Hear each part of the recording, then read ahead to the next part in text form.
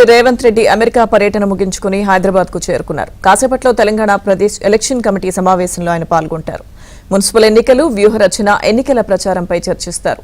తర్వాత రావి Narayana Reddy memorial award function కు హాజరై జస్టిస్ సుదర్శన్ రెడ్డికి అవార్డును ప్రదానం చేయనున్నారు. ఎల్లుండి నుంచి సీఎం జిల్లాల పర్యటన చేపట్టనున్నారు. 4వ తేదీన మిర్యాలగూడ నుంచి సీఎం ప్రచార సభలు ప్రారంభం కానున్నాయి.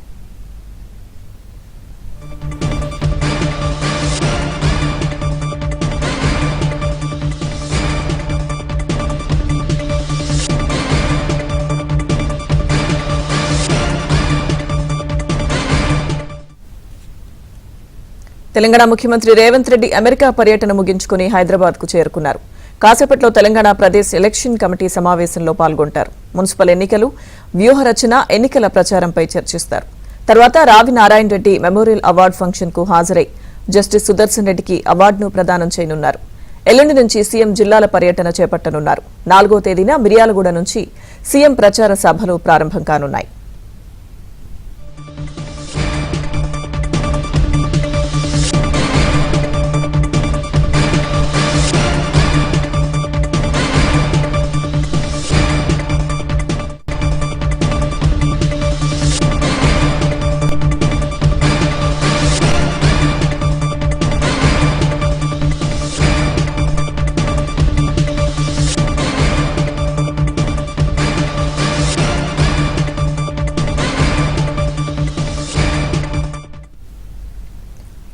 తెలంగాణ ముఖ్యమంత్రి రేవంత్ రెడ్డి అమెరికా పర్యటన ముగించుకుని హైదరాబాద్ కు చేరుకున్నారు. కాసేపట్లో తెలంగాణ ప్రదేశ్ ఎలక్షన్ కమిటీ సమావేశంలో ఆయన పాల్గొంటారు. పూర్తి సమాచారం మా ప్రతినిధి సిద్ధార్థ్ అందిస్తారు. సిద్ధార్థ్. Thank you Lakshmidurga.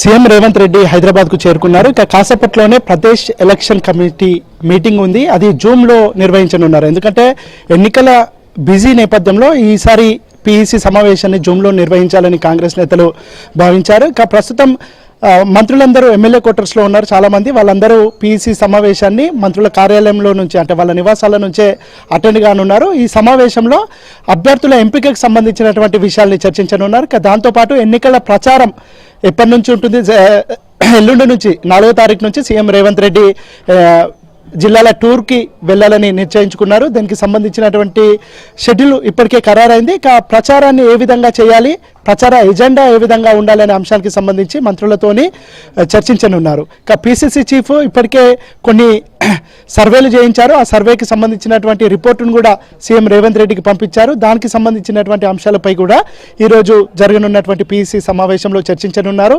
ఇక మెజార్టీ స్థానాలను కాంగ్రెస్ పార్టీ కైవసం చేసుకోవడానికి కావాల్సినటువంటి అంశాలను సీఎం రేవంత్ రెడ్డి మంత్రులకు వివరించనున్నారు. ముఖ్యంగా రెబల్స్ నుంచి ఎలాంటి ఇబ్బందులు లేకుండా ఉండాలని సీఎం రేవంత్ రెడ్డి భావిస్తూ ఉన్నారు. రెబల్స్ ఎవరైనా నామినేషన్స్ వేస్తే వాళ్ళ నుంచి విత్డ్రా చేయించాలి, ఆ బాధ్యతను ఖచ్చితంగా మంత్రులే తీసుకోవాలి అనే విషయాన్ని కూడా మంత్రులకు చెప్పారు. ఇక ఈ రోజు జరగనున్నటువంటి పీఈసీ సమావేశంలో ప్రచార కార్యక్రమాలు ఏ విధంగా నిర్వహించాలి, ముఖ్యంగా కాంగ్రెస్ పార్టీ ఎక్కడ బలహీనంగా ఉంది, ఆ బలహీనంగా ఉన్నటువంటి స్థానాల్లో బలం పెంచుకోవడానికి ఎలాంటి స్ట్రాటజీతో ముందుకు వెళ్ళాలి, ముఖ్యంగా ప్రచార ఎజెండా ఏ విధంగా ఉండాలి. ఎందుకంటే అర్బన్ ప్రాంతంలో గతంలో బీఆర్ఎస్ ప్రభుత్వం చాలా అభివృద్ధి చేసిందనే అంచనా ప్రజల్లోకి ఉంది. దీన్ని ఢీకొట్టే విధంగా ఏ విధంగా మాట్లాడాలి, ఏ అంశాలని ప్రజల్లోకి తీసుకువెళ్ళాలి అనే అంశానికి సంబంధించి కూడా సీఎం రేవంత్ రెడ్డి మంత్రులకు దిశానిర్దేశం చేయనున్నారు. ఇక నియోజకవర్గాల్లో ఎమ్మెల్యేలు ఈ ఎన్నికలు ముగిసేంత వరకు వాళ్ళందరూ నియోజకవర్గాలకే పరిమితమై ఉండాలి, నియోజకవర్గాల నుంచి బయటకు రావద్దు అనే అంశాన్ని కూడా సీరియస్గా సీఎం రేవంత్ రెడ్డి మంత్రులకు చెప్పనున్నారు. Right, thank you Siddharth.